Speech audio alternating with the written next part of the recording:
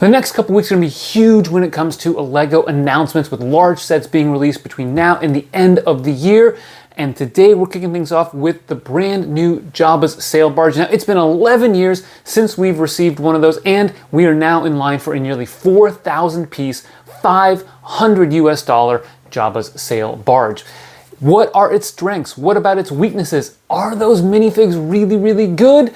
I'm going to break down a lot of this, the building techniques, pieces, and its value to see if it is worth anywhere near that $500 US price tag. Let's dive in. We'll start with Leia, who appears in this outfit for the 5th time. One difference that is readily apparent is the leg printing, which provides much more coverage than previous versions.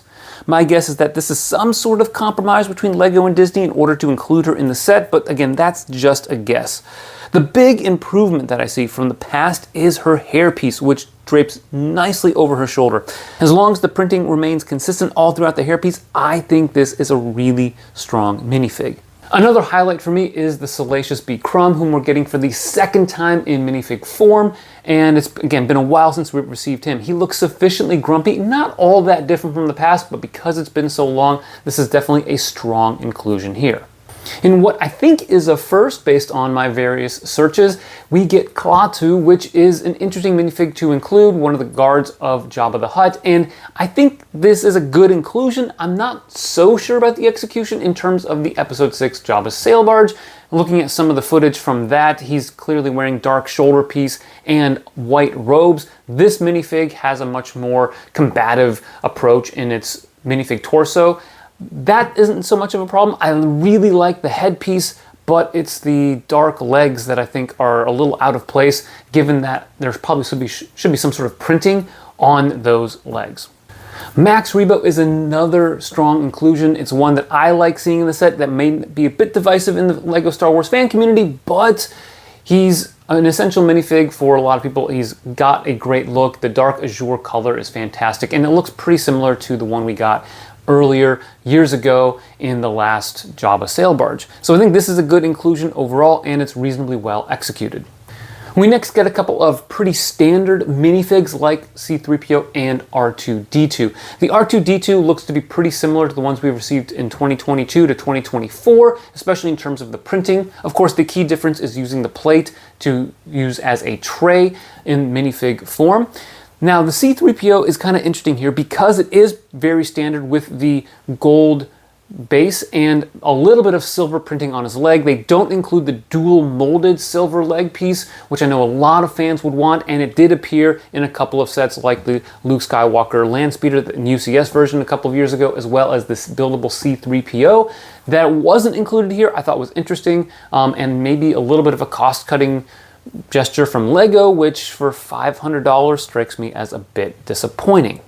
Another slightly disappointing minifig, in my opinion, is the Bib Fortuna, which definitely has the same headpiece as the 2022 Book of Boba Fett set, and I don't like how thick the headpiece is, especially the part that wraps around his neck. It's much thinner in the movie. It's a small detail. I'm not going to be too critical of LEGO here, but I was a little disappointed that they went with that version and recycled that. Same thing happens with the Gamorrean Guard, which looks very, very similar to what has been released in recent years.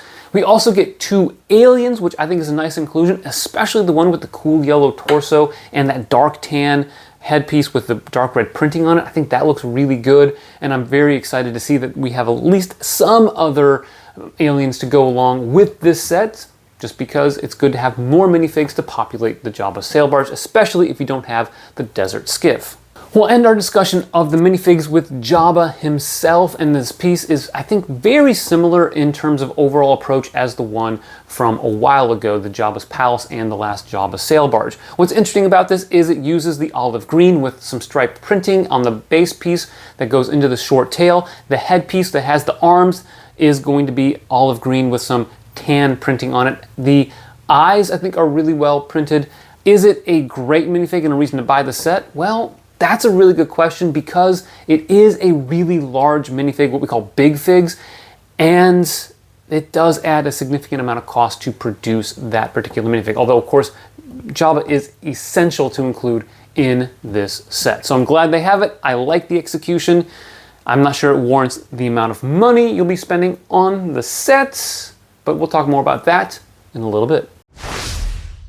Large Lego sets in the 2020s requires, I think, 3 important things to be successful in terms of execution. Number 1, you have to use a lot of SNOT techniques. Number 2, angles. There should be some interesting angles mixed in at some point in time in a set. And the third thing is nice parts usage, or NPU. What's interesting about this set is there are a lot of especially SNOT and angles used throughout the entire thing, and that is a great aspect of the set. You can in fact see it at the very bottom of the set, at the base, where they have a whole line of SNOT reddish brown pieces, tiles, grill pieces, modified plates, and clips to set up this base of the set, which will give you that nice elongated shape. Then, of course, you get to the sides and the front and back of the ship itself. And I think this is really interesting how they do this. You've got these panels that can lift down, and you can open up different sections of the barge. Now, this panel work is very substantial, and even though it doesn't strike me as a lot of pieces for what you're getting, and that's not a bad thing, you do get a lot of really good pieces and some really interesting techniques. First, check out this one side section right here. You can see that there are a lot of wedge plates that are arrayed at different angles to help achieve that transition from the side to the front and to the back. And of course, you'll notice on those side panels are a lot of really, really good pieces, some of which are reasonably rare. For instance, check out the dark brown triangle tiles. We are getting those for the first time in this color. And of course, the reddish brown ones, not uncommon, but you get more in this set than the rest of all other sets that come with reddish brown tiles combined, those triangle tiles.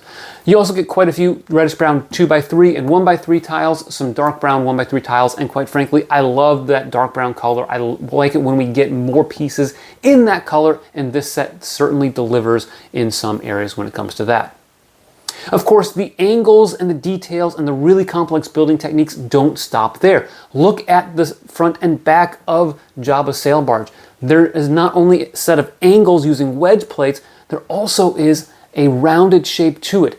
Now, this is really cool how they do this, and notice there is no gappage, meaning that they've done a great job of really sealing off the front and back so that you can use SNOT techniques instead of having to rely on slopes, which is what they did in the last Jabba sail barge set. So a lot of complex details in the base of the set, in the sides, front, and back. Now let's check out some of the interior.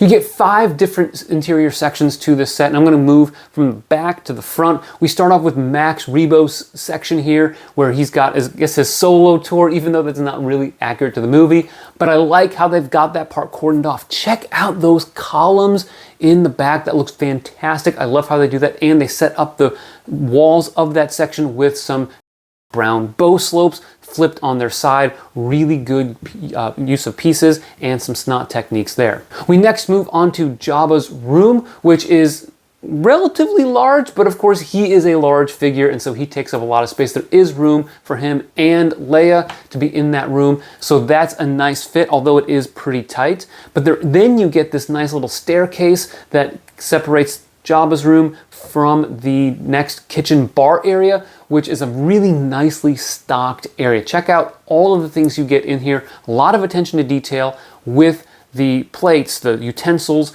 the food items, the accessories, all that put in there. The cocktail glasses really sets up a nice atmosphere for what the barge is. Now, what's also interesting here, and I want to spend some time focusing on this, the beam that separates the kitchen from what's the jail and weapon area.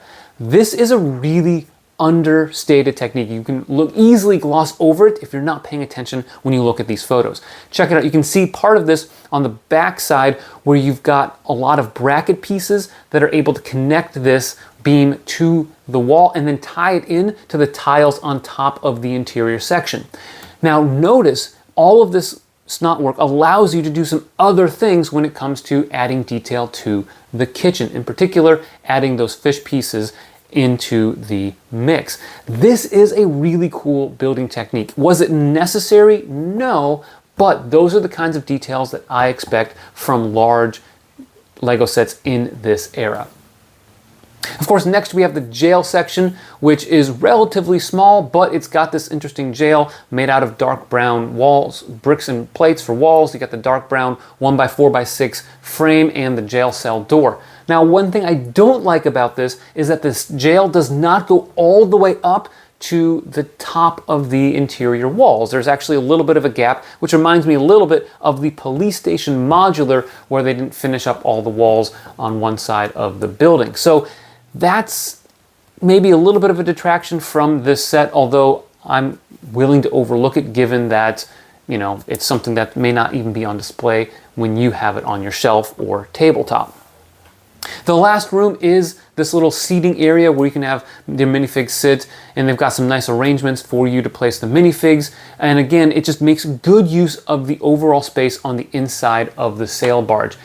Now, one other detail that I want to mention on the interior that I really like is the amount of tiling you get. One of the things you'll note about Lego sets is that oftentimes you can tell how much they're willing to put into a set based on what they're going to do with the flooring. Modulars are a good example of this, when you have a lot of first floor tiling and details and then less as you work your way up the modular. Because this only has one main level on the interior, they didn't have to put all those tiles down. They did. Tiles, modified plates like jumper plates, you've got the grill tiles. All of this floor is wonderfully smoothed out and a lot of really good pieces used in that, which is the level of detail I would expect from such an expensive set. Now, one other thing you'll note on the interior is there is a ladder that is removable that leads you up to the deck, and the deck has some really cool things about it. Least of which is the gunnery and the cannons used. I think those are fantastic, and I think a good replica for what we see in the movie. But in terms of the subtle details, really interesting things going on here. First of all, check out the use of hinges that allow you to have the guardrail removed out a little bit from the edge of the set. You also have some really nice parts usage with the use of whip pieces that are extended out. And when you look here on the back, as well as some mixer elements tossed in there for additional detailing.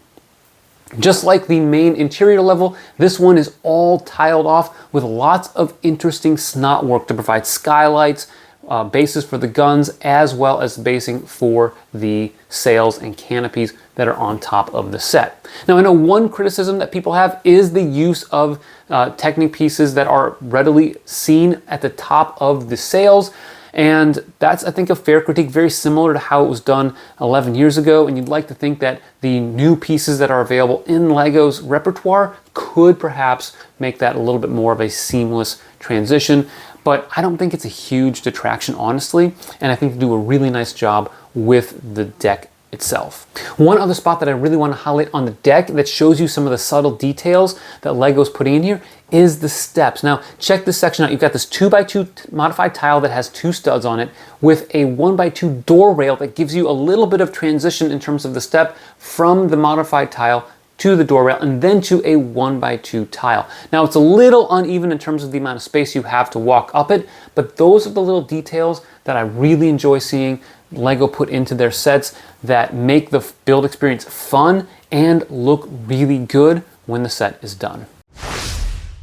All right, now you probably all have your opinion as to whether or not this set is worth $500. I definitely have my opinion, but I do want to talk about other aspects of value, namely display value, before we get into the money side of things. Now, one thing I'm not going to spend a lot of time talking about is what I call piece value and fan value, because I think that there's a good comparison with the recent Harry Potter Burrow set. Now, I know that some of you probably don't like me saying that, but hear me out. And I'm going to start a little bit with the piece and fan value. When it comes to the Burrow, you would get the set if you're a huge Harry Potter fan. If you're not a Harry Potter fan, I really don't know why you would spend $260 US to get that set. I did a review of it and I like the set. It's better than I expected, but it's not going to bring in a lot of fans that aren't already familiar with Harry Potter. The Sail Barge is the same thing. The good news for LEGO though is there are a ton of Star Wars fans. It is the biggest LEGO theme out there, so I don't think they're worried about drawing in potential new fans. But the piece value is the same in my opinion because the Burrow doesn't come with a ton of brand new pieces or recolors. There are some, but a lot of the value of the pieces is that you get really good selection with modified bricks, tiles, plates, and other pieces that are just useful for whatever it is you want to build. I see the Barge similar in that regard when it comes to the piece value. Not a ton of brand new pieces, not a ton that's going to move the needle in terms of I really want to get this set for the pieces, especially at this cost, but the pieces you do get I think are really, really good. Now in terms of display value, there's no doubt that this set is instantly recognizable. If you walk into a room and you see this massive sail barge, you know that it's Star Wars. It doesn't take anybody with a lot of cultural understanding to recognize that. And I think that has a lot of value from my perspective. Now, the other important thing is this is a massive set. I've seen quite a few people comment at various places that they don't think this is a large set. Guys, 4,000 pieces is necessarily big. It's hard to cram in that many pieces in a small amount of area unless it's exclusively 1x1 plates and tiles, and even then it'd be reasonably large. This set is really, really big. Now it's not tall, which I think means you have a great option for displaying this set. You've got a shelf that you can use. You can have a table that would really nicely display this along with the Desert Skiff and Sarlacc pit and make a nice setup, especially if you can arrange it in a way that mirrors what we see the layout in the movie. I also think this set looks really good. They do a lot of great things with detail, especially on the deck, because that's something that everyone is going to have available to them in terms of eyesight when they display the set. But the other nice thing about this is the flexibility you get by having the set use these panels that you can lift down to display the interior. You can move different sections down, keep others up to highlight certain aspects of the set.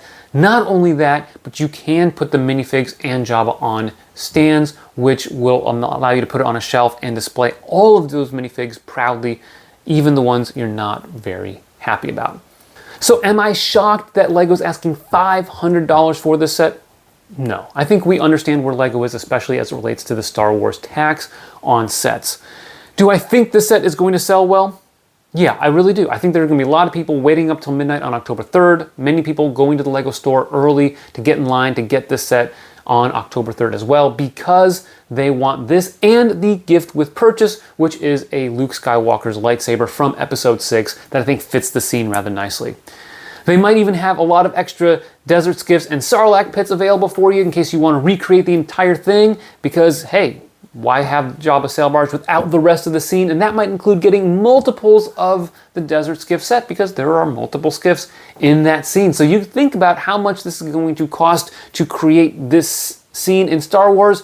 It's going to be a lot. Is it something that I am going to buy?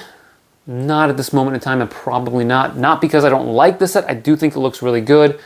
But when I look at the value I'm getting for that set compared to other themes, other sets that I'm interested in, like upcoming potential modular compatible buildings, I'm gonna hold off on this one for the time being.